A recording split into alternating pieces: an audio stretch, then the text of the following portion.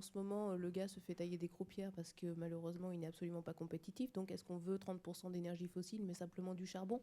Au niveau du bilan CO2, je ne suis pas sûre que ça soit vraiment génial. Alors, on est reparti sur le match France-Allemagne pour ceux qui étaient là hier. Voilà. Et autre chose, je suis sûre que mon voisin sera absolument ravi si on lui dit qu'au final, il va devoir investir dans des tuyaux qui seront rentables 17 ans.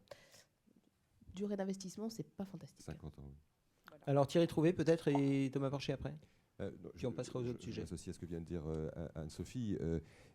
Je pense que ce que j'attends au fond des pouvoirs publics en France aujourd'hui, c'est qu'ils nous disent ce qu'ils ont envie de faire sur le gaz.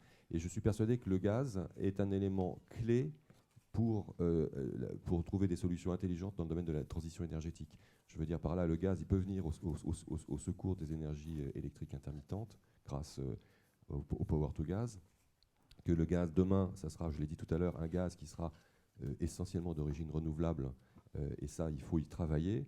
Et à ce moment-là, quand on travaille sur le gaz, sans oublier évidemment les cycles combinés gaz qui sont bien meilleurs en termes de CO2 que le charbon, comme vient de me dire Anne-Sophie, en travaillant sur le gaz, on arrive à sortir du débat stérile entre le tout nucléaire, tout électrique d'un côté et la décroissance économique et tout le renouvelable de l'autre. Et on trouve des solutions qui permettent, au fond, d'aller vers des objectifs qui sont des objectifs de politique énergétique intelligents.